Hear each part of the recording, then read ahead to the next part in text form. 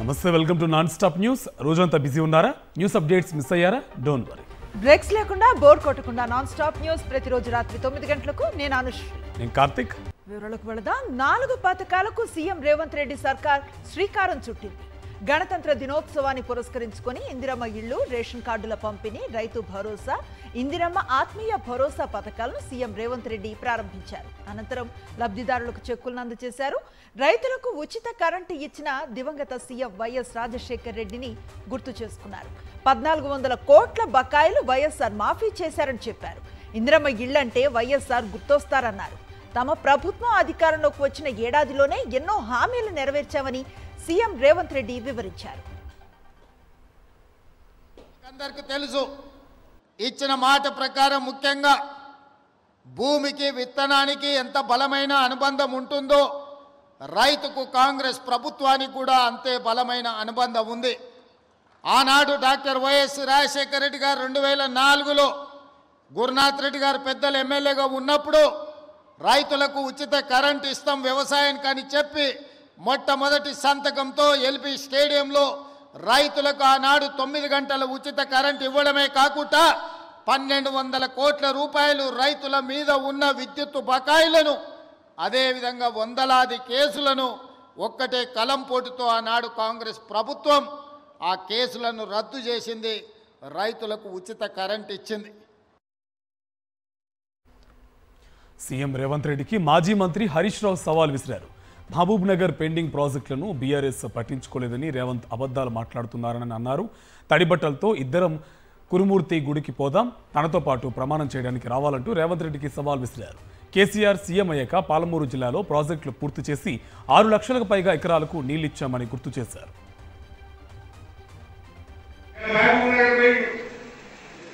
మహబూబ్ నగర్ జిల్లా పెండింగ్ ప్రాజెక్టులను BRS party పట్టించుకోలేదు.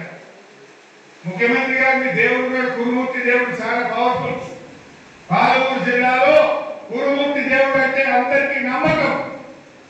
నీ కొడంగల్ పక్కనే ఉంటుంది. పోరా కురుమూర్తి దేవుడు దగ్గరికి, నువ్వురా తడిబట్టలతో, నేను కూడా తడిబట్టలతో వస్తా. ఆ దేవుడి ముందు తడిబట్టలతో ప్రమాణం చేద్దాం. 600 లక్షల ఎకరాలకు మేము నీళ్ళు ఇచ్చిన వాళ్ళేగా మహబూబ్ నగర్ జిల్లాలో. కాంగ్రెస్ ప్రభుత్వ 4 పథకాల అమలు కార్యక్రమం అంతా బోగస్సే అని విమర్శించారు మాజీ మంత్రి జగదీష్ రెడ్డి. నిన్నటి వరకు దరఖాస్తులు తీసుకుని తెల్లారే లబ్ధిదారుల ఎంపిక అంటున్నారని ఆయన మండిపడ్డారు. గ్రామ సభలను ఓ ప్రహాసనంగా మార్చారని, 2 సార్లు దరఖాస్తులు తీసుకుని బుట్ట దాఖలు చేశారని ఫైర్ అయ్యారు. మరి ఇప్పుడు వాళ్ళు ఇవాళ గుర్తించిన లబ్ధిదారులు నిజమైన లబ్ధిదారులేనా? వాళ్ళకి ఇస్తున్నారా? మొత్తం అందరికి ఇస్తున్నారా? ఈ పథకాన్ని కొనసాగిస్తారు అనే దాన్ని మళ్ళీ డోలాయమానంలో పెట్టారు.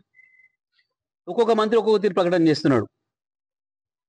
ఇప్పుడు కాదు, మళ్ళీ మొత్తం చూసిన తర్వాత అమలు చేస్తాం, లేదా విడతల వారీగా అమలు చేస్తాం అంటే ఈ సంవత్సరానికి ఒక గ్రామం అయిపోయింది, మరి వచ్చే సంవత్సరానికి ఒక గ్రామం చేస్తారా?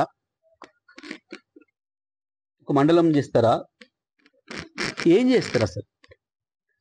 ఇప్పటికీ మంత్రులకే స్పష్టత లేదు, అధికారులను ఇంకా ఎక్కువ అయోమయానికి గురి చేస్తున్నారు. తెలంగాణ వ్యాప్తంగా గణతంత్ర వేడుకలు ఘనంగా జరిగాయి. సికింద్రాబాద్ పరేడ్ గ్రౌండ్స్లో జాతీయ జెండాను గవర్నర్ జిష్ణుదేవ్ వర్మ ఆవిష్కరించారు. అనంతరం పోలీసుల నుంచి గౌరవ వందనం స్వీకరించారు.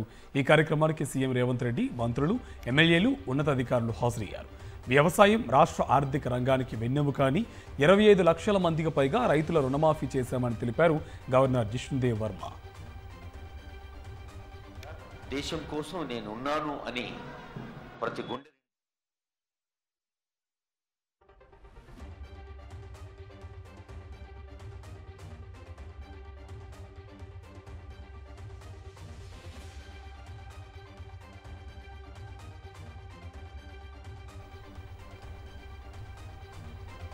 ఏపీ వ్యాప్తంగా గణతంత్ర వేడుకలు ఘనంగా నిర్వహించారు. విజయవాడలో ఇందిరాగాంధీ మున్సిపల్ గ్రౌండ్లో గవర్నర్ అబ్దుల్ నజీర్ జాతీయ జెండాను ఆవిష్కరించారు. పోలీసుల నుంచి గౌరవ వందనాన్ని స్వీకరించారు. కార్యక్రమంలో CM Chandrababu, deputy CM Pawan Kalyan, మంత్రులు, ఎమ్మెల్యేలు, ఉన్నతాధికారులు పాల్గొన్నారు.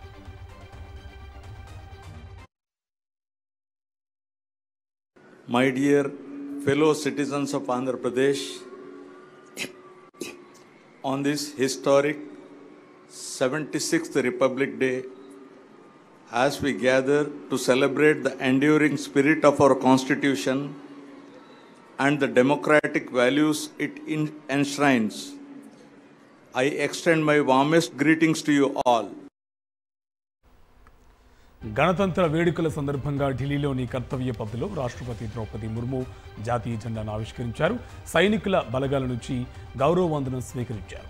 ఇండోనేషియా అధ్యక్షుడు ప్రభోవో సుబియాంతో ముఖ్య అతిథిగా హాజరయ్యారు. త్రివిధ దళాలు సంయుక్తంగా ఒక శకటాన్ని తీసుకురావడం ఈసారి ప్రత్యేకత. వేడుకల్లో ప్రధాని మోదీ, ఉపరాష్ట్రపతి జగదీప్ ధన్ఖడ్, కేంద్ర మంత్రులు పాల్గొన్నారు. రాష్ట్రాలు, యూటీలు, కేంద్ర శాఖలకు చెందిన 31 శకటాలను ప్రదర్శించారు. The regiment upholds the motto of the Army Air Defence, Akashe Shatru Jahi, which translates to defeat the enemy in the sky, highlighting its critical role in safeguarding India's airspace.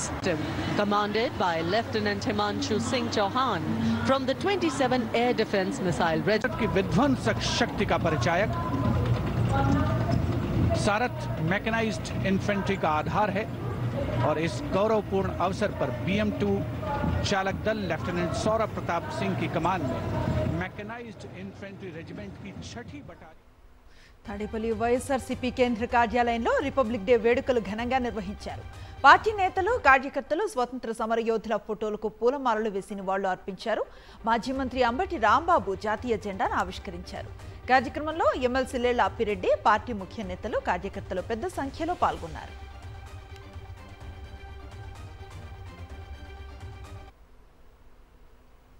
భారతదేశానికి స్వాతంత్రాన్ని తీసుకురావడానికి, గణతంత్ర రాజ్యంగా మనం ఏర్పాటు చేయడానికి భారతదేశంలో అనేక మంది పోరాడి స్వాతంత్రాన్ని సాధించుకున్నటువంటి సందర్భం. ఆ సందర్భంగా ఇవాళ గణతంత్ర రాజ్యాంగం, మన గణతంత్ర దేశంగా ఏర్పాటు కావడం, మనం పరిపాలించుకునేటటువంటి ఒక చక్కని అవకాశం రావడం అనేది చాలా సంతోషించదగినటువంటి పరిణామం.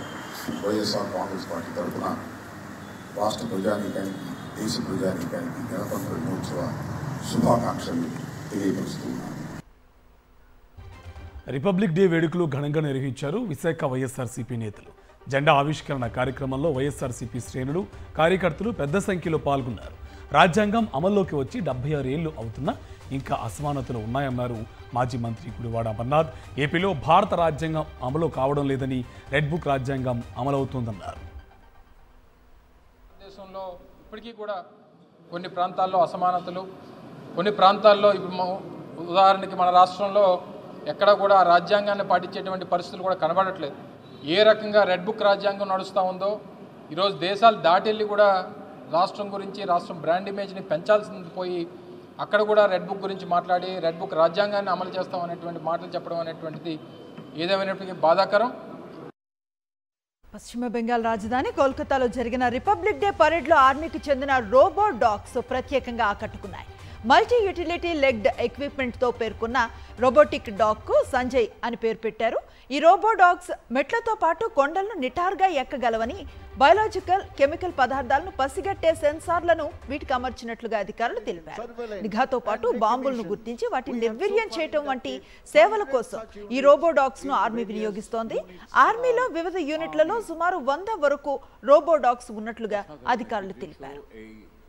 multi-utility equipment mule Sanjay অভিবাদন জানাচ্ছে অভিবাদন মঞ্চের সামনে. They are presenting a salute and respect to all VVIPs. Give them a big hand, ladies and gentlemen.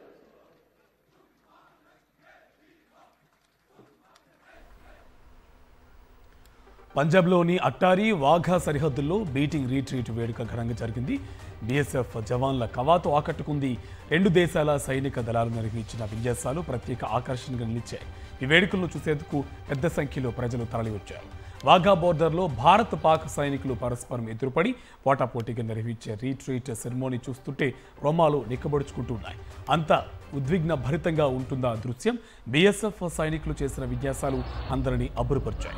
జై హింద్, భారత్ మాతాకి జై నినాదాలతో వాఘా అట్టారీ బోర్డర్ మారుమ్రోగిపోయింది. భారత్, పాక్ సైనికులు పరస్పరం సెల్యూట్ చేసుకున్నారు.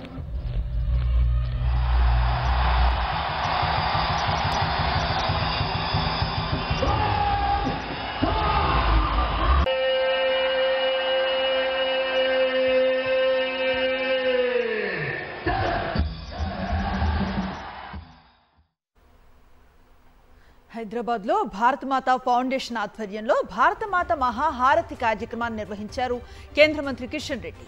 ఈ కార్యక్రమంలో బాలికలు భారతమాత వేషధారణలో రావటం ప్రత్యేక ఆకర్షణగా నిలిచింది. కేంద్ర మంత్రులు, ఎంపీ, ఎమ్మెల్యేలు రావడంతో పీపుల్ ప్లాజా సందడిగా మారింది. మరోవైపు సాంప్రదాయ నృత్యాలతో సభ కళకళలాడింది.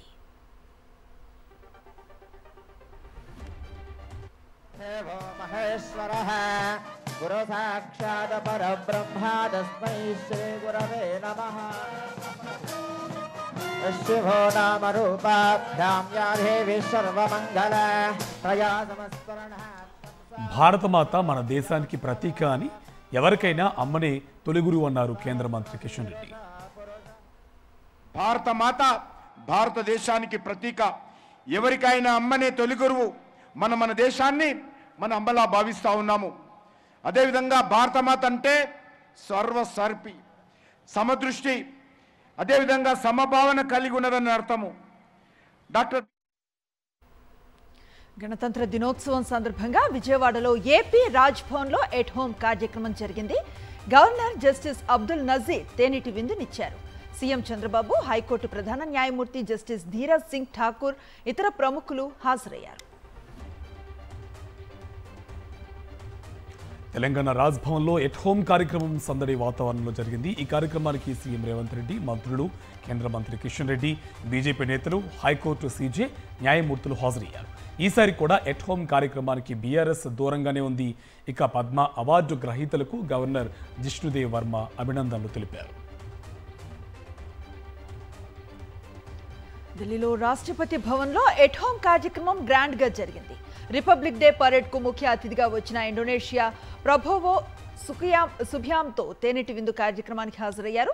వీరితో పాటు విదేశీ ప్రతినిధులు, ఉపరాష్ట్రపతి ధన్కడ్ దంపతులు, ప్రధాని మోదీ, కేంద్ర మంత్రులు, ఇతర ప్రముఖులు హాజరయ్యారు.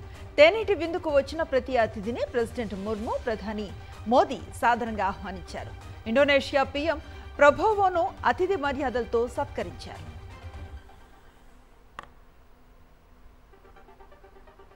కేంద్ర ప్రభుత్వం ప్రకటించిన పద్మ అవార్డుల జాబితాపై సీఎం రేవంత్ రెడ్డి అసంతృప్తి వ్యక్తం చేశారు. తెలంగాణ ప్రభుత్వం సిఫార్సు చేసిన గద్దర్, చొక్కా రామయ్య, అందేశ్రీ, గోరెటి వెంకన్న, తిరుమలరావు పేర్లను పరిగణలోకి తీసుకోకపోవడం బాధాకరమన్నారు. ప్రధానమంత్రి గారు ఇంకొక అన్యాయం కూడా తెలంగాణకు చేసిండ్రు. మేము పద్మభూషణ్, పద్మశ్రీ అవార్డుల కోసం కూడా తెలంగాణ సమాజానికి ప్రతీకలైన గద్దర్ గారి పేరు, చుక్కా రామయ్య గారి పేరు, అందశ్రీ పేరు, గోరెటి వెంకన్న పేరు, జయతీర్ తిరుమలరావు గారి పేర్లు, వీటన్నిటినీ రాష్ట్ర ప్రభుత్వం నుంచి మేము ప్రతిపాదన ఇచ్చినాం. కానీ ఏ ఒక్క పేరు కూడా కేంద్ర ప్రభుత్వం పరిగణలోకి తీసుకోలేదు. ఇది మాకు కొంచెం బాధ కలిగించింది. పద్మ పురస్కారాల గ్రహీతలకు వైఎస్ఆర్సీపీ అధినేత వైఎస్ జగన్ శుభాకాంక్షలు తెలిపారు. ఆయా రంగాల్లో అత్యుత్తమ సేవలను అందించి భారతదేశ అత్యున్నత పద్మ పురస్కారాలకు ఎంపికైన తెలుగు వారికి శుభాకాంక్షలు తెలిపారు వైఎస్ జగన్. డాక్టర్ నాగేశ్వర్ రెడ్డికి కేంద్ర ప్రభుత్వం పద్మ విభూషణ్ ప్రకటించడం పట్ల వైఎస్ఆర్సీపీ అధినేత వైఎస్ జగన్మోహన్ రెడ్డి హర్షం వ్యక్తం చేశారు. ఆయనకు శుభాకాంక్షలు తెలిపారు. గ్యాస్ట్రో ఎంటరాలజీ విభాగంలో చేసిన పరిశోధనలు వైద్య రంగంలో ఎంతో గొప్పగా నిలిచిపోతాయన్నారు.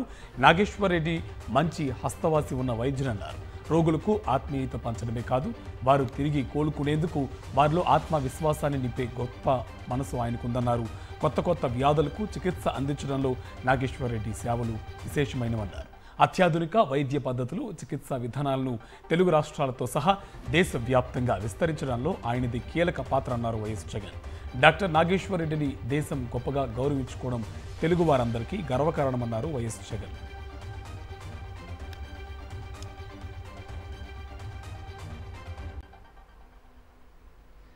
ఏషియన్ ఇన్స్టిట్యూట్ ఆఫ్ గ్యాస్ట్రోఎంటరాలజీ చైర్మన్గా జీర్ణకోశ వ్యాధులపై అనేక పరిశోధనలు చేస్తున్నామన్నారు doctor D Nageshwar Reddy.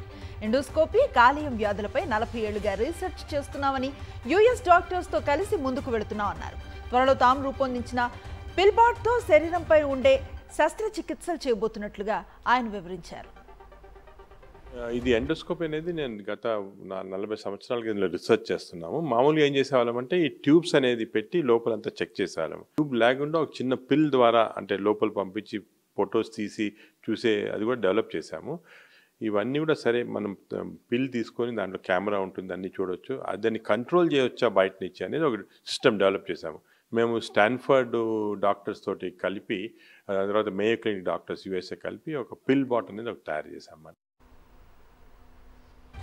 Republic day నాడు గ్రామ వార్డు సచివాలయ ఉద్యోగులకు కూటమి ప్రభుత్వం షాక్ ఇచ్చింది. గ్రామ వార్డు సచివాలయాల సిబ్బందిని కుదిస్తూ ప్రభుత్వం ఉత్తర్వులు జారీ చేసింది. సచివాలయాలను ఏ, బి, సి కేటగిరీలకు విభజిస్తూ ప్రభుత్వం కుదించింది. ఏ కేటగిరీ సచివాలయాల్లో సిబ్బందిని 6కి కుదిస్తూ ఉత్తర్వులు జారీ చేసింది. బి కేటగిరీ సచివాలయంలో సిబ్బందిని 7కి కుదిస్తూ ఉత్తర్వులు ఇచ్చింది. సి కేటగిరీ సచివాలయంలో సిబ్బంది 8కి కుదిస్తూ ఉత్తర్వులు జారీ చేసింది. సుమారు 40,000 మంది ఉద్యోగులకు కోత పెట్టింది కూటమి ప్రభుత్వం. సచివాలయ ఉద్యోగుల క్రమబద్ధీకరణకు ఉత్తర్వులు జారీ చేసింది చంద్రబాబు ప్రభుత్వం.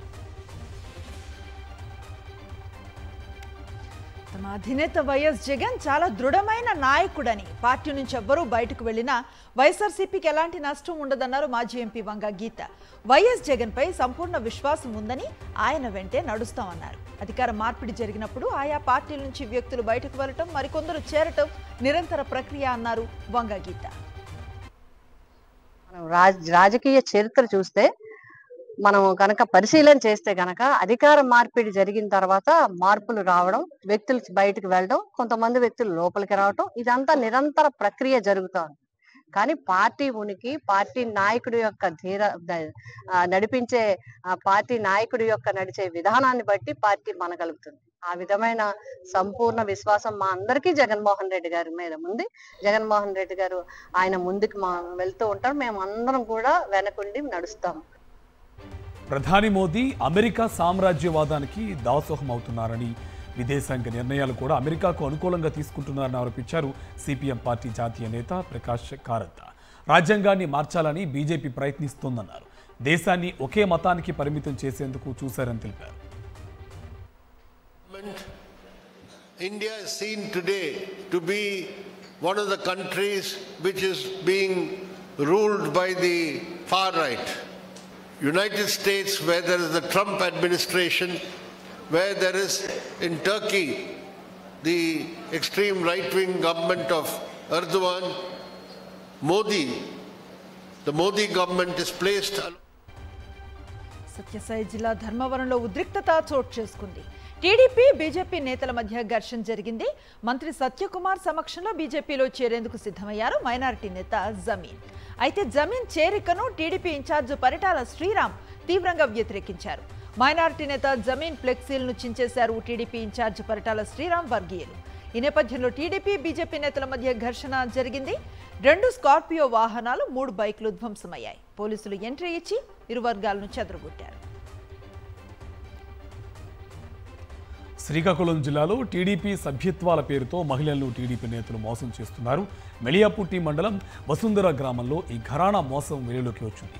సభ్యత్వ నమోదు కోసం టీడీపీ నేతలు సలానా వెంకట్రావు, తేజ లక్ష్మీనాయక్ దగ్గరకు వచ్చారు. స్కానర్తో టీడీపీ సభ్యత్వం నమోదు చేస్తామని ₹1,00,000 ట్రాన్స్ఫర్ చేయించుకున్నారు. బాధితురాలు వెంటనే ప్రశ్నించగా డబ్బులు తిరిగి ఇస్తామని చెప్పారు. 2024 నవంబర్ 5న ఈ ఘటన జరగగా ఇప్పటి వరకు డబ్బులు ఇవ్వలేదంటూ బాధితురాలు ఆవేదన వ్యక్తం చేస్తున్నారు.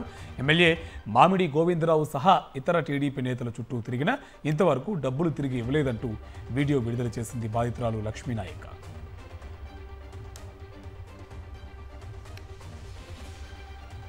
శ్రీ సత్యసాయి జిల్లా పెనుగొండలో మంత్రి సవిత అనుచరుడు దాష్టికానికి పాల్పడ్డాడు. ఆటో డ్రైవర్ శ్రీనివాస్ పై అకారణంగా దాడి చేశాడు. శివ మాలధారణలో ఉన్న శ్రీనివాస్ పై టీడీపీ నేత దాడి చేశాడు. నిరసనగా విహెచ్పి బలిజ సంఘం నేతల ఆందోళన చేపట్టారు. టీడీపీ నేత దాదా ఖలందర్ పై కఠిన చర్యలు తీసుకోవాలని డిమాండ్ చేశారు. అనంతపురం జిల్లా సింగనమల టీడీపీ ఎమ్మెల్యే బండారు శ్రావణి అనుచరులు బరితెగించారు. బహిరంగంగానే ఇసుక అక్రమ రవాణా చేస్తామని టీడీపీ నేత నరసింహ యాదవ్ తేల్చి చెప్పారు. ఈ మేరకు రాచేపల్లి వీఆర్ఓ నాగేందర్కు ఫోన్లో వార్నింగ్ ఇచ్చారు. మేం ఎమ్మెల్యే మనుషులం, ఇసుక రవాణా చేస్తామంటూ బెదిరింపులకు పాల్పడ్డారు. ఇసుక రవాణాను అడ్డుకుంటే అంతు చూస్తామంటూ హెచ్చరించారు. ఇసుక రవాణాకు పోలీసులు కూడా సహకరిస్తున్నారంటూ బెదిరించారు. టీడీపీ నేత బెదిరింపు ఆడియో సోషల్ మీడియాలో వైరల్ అవుతుంది. సిఏ సార్ ఏమంటాడంటే, నా స్థాయిలో నీకు చెప్పకూడదు కదా బొమ్మను అని చెప్తాడు అంతే. రికార్డ్ చేసుకో, ఏమీ కాదు నాకు. నేనైతే అబద్ధాలు చెప్పాల్సిన అవసరం కానీ లేదు. ఎమ్మెల్యే గారు రైట్ హ్యాండ్, నేను ఎమ్మెల్యే గారు చెప్పిండే చేస్తాను. నువ్వు రికార్డ్ చేస్తున్నావు తెలుసు, అయినా నేను చెప్తున్నా చూడు. మా తహసీల్దార్ చెప్పిన వాళ్ళు మాటలో రికార్డింగ్ చేసుకుని మా తహసీల్దార్ చెప్పిందే చేసుకుంటాను. అయ్యో నేనేం చెప్తున్నా, ఎమ్మెల్యే గారు అనుచరండి. నేను అక్కడ తోలుతున్నానంటే ఏమి ఊరిని ఆసామాసిగా తోలదు కదా. శ్రీకాకుళం జిల్లాలో వైఎస్ఆర్సీపీ నాయకుడు దారుణ హత్యకు గురయ్యాడు. ఆమదాల నియోజకవర్గం బొబ్బిలిపేట సర్పంచ్గా పోటీ చేసిన వైఎస్ఆర్సీపీ నేత గురుగుబెల్లి చంద్రశేఖర్ అలియాస్ చంద్రయ్యను దుండగులు దారుణంగా హతమార్చారు. రాత్రి 10 గంటలకు భర్త కనిపించడం లేదని చంద్రయ్య భార్య పోలీసులకు ఫిర్యాదు చేశారు. ఆ తర్వాత కొద్దిసేపటికే గ్రామంలో చెరువు వద్ద చంద్రయ్య మృతదేహాన్ని గుర్తించారు. మృతుడి తల, ఒంటిపైన బలమైన గాయాలున్నట్లుగా గుర్తించారు పోలీసులు. బాధిత కుటుంబాన్ని ఆమదాల వలస వైఎస్ఆర్సీపీ సమన్వయకర్త చింతాడ రవికుమార్ పరామర్శించారు. శ్రీ చైతన్య విద్యా సంస్థ సెంట్రల్ కిచెన్ నిర్వహణపై ఫుడ్ సేఫ్టీ అధికారులు కొరడా జుల్పించారు. మాదాపూర్లోని శ్రీ చైతన్య విద్యా సంస్థల సెంట్రల్ కిచెన్ లైసెన్స్ను రద్దు చేస్తున్నట్లు అధికారులు తెలిపారు. వేల మందికి భోజనాన్ని తయారు చేస్తున్న కిచెన్ అపరిశుభ్రంగా ఉండడంపై ఫుడ్ సేఫ్టీ అధికారులు ఆగ్రహం వ్యక్తం చేశారు. కిచెన్లో పాడైపోయిన ఆహార పదార్థాలు నిల్వ ఉన్నట్లు గుర్తించారు.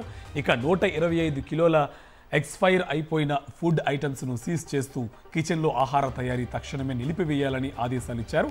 ఉత్తర్వులు ఉల్లంఘిస్తే కఠిన చర్యలు తీసుకుంటామని అధికారులు వార్నింగ్ ఇచ్చారు.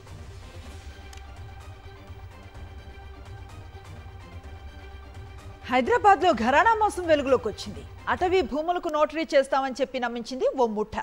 ఈ సందర్భంగా వనస్థలిపురం పిఎస్ పరిధిలో హరిణా వనస్థలి నేషనల్ పార్క్ వద్ద ఉద్రిక్తత తలెత్తింది. మన్సూరాబాద్ సర్వే నెంబర్ 7లో 682 ఎకరాల ఫారెస్ట్ ల్యాండ్ తన తల్లి పేరు మీద ఉందని చెప్పి 50,000 మందికి నోటరీ రాశాడు యూసఫ్ ఖాన్ అనే వ్యక్తి. అతని భార్య తులసమ్మతో కలిసి ఘరానా మోసానికి దిగాడు. 100 గజాల నుంచి 40 నుంచి 50,000కి విక్రయించాడు. కారు చౌకగా భూమి వస్తుందని వేల మంది కొనుగోలు చేశారు.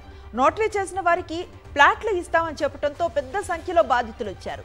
ల్యాండ్ మాఫియా సమాచారం అందుకున్న పోలీసులు ఘటనా స్థలానికి భారీగా మోహరించారు. 500 మందిని అదుపులోకి తీసుకున్నారు. ఇటీవల దుండగుడి దాడిలో గాయపడ్డ సైఫ్ అలీ ఖాన్ ప్రస్తుతం కోలుకుంటున్నారు. తాజాగా ఈ కేసు విషయంలో ఊహించని ట్విస్ట్ బయటపడ్డట్లుగా వార్తలు వస్తున్నాయి. దర్యాప్తులో భాగంగా బాంద్రా పోలీసులు నిందితుడు షరీఫుల్ ఇస్లాం వేలిముద్రలను సేకరించారు. అయితే దాడి జరిగిన ప్రదేశంలో లభించిన ఫింగర్ ప్రింట్స్ నిందితుడితో సరిపోలటం లేదని జాతీయ మీడియాలో వార్తలు వస్తున్నాయి. ప్రయాగ్రాజ్లో అత్యంత వైభవోపేతంగా జరుగుతున్న మహాకుంభమేళాకు ప్రపంచవ్యాప్తంగా భక్తులు తరలివస్తున్నారు.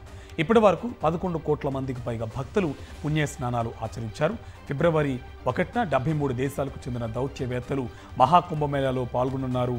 మరోవైపు మహాకుంభమేళాలో ఈ నెల 29న మౌని అమావాస్య నిర్వహణకు అధికారులు ప్రత్యేక ఏర్పాట్లు చేస్తున్నారు. ఒక్కరోజే దాదాపు 10 కోట్ల మంది భక్తులు అమృత స్నానాలు చేసే అవకాశం ఉన్నందున 12 కిలోమీటర్ల పొడవైన ప్రత్యేక ఘాట్ను సిద్ధం చేశారు. ఆ రోజున విఐపి జోన్ ఉండదని, ప్రముఖులకు అదనపు ఏర్పాట్లు చేయబోమని ఉత్తరప్రదేశ్ ప్రభుత్వం స్పష్టం చేసింది. అప్డేట్స్ చూద్దాం. బంగారం ధరలు స్థిరంగా ఉన్నాయి. ఢిల్లీలో 10 గ్రాముల ప్యూర్ గోల్డ్ రేట్ 82,570 రూపాయలుగా ఉంది. 22 క్యారెట్ల 10 గ్రాముల బంగారం 75,700 పలుకుతోంది. తెలుగు రాష్ట్రాల్లోనే ఇంచుమించు ఇవే ధరలు ఉన్నాయి. హైదరాబాద్లో 10 గ్రాముల ప్యూర్ గోల్డ్ 82,420 రూపాయలు కాగా 22 క్యారెట్ల బంగారం 75,550 రూపాయలుగా ఉంది. ఇక కిలో వెండి ధర 97,500 రూపాయల వద్ద స్థిరంగా కొనసాగుతోంది.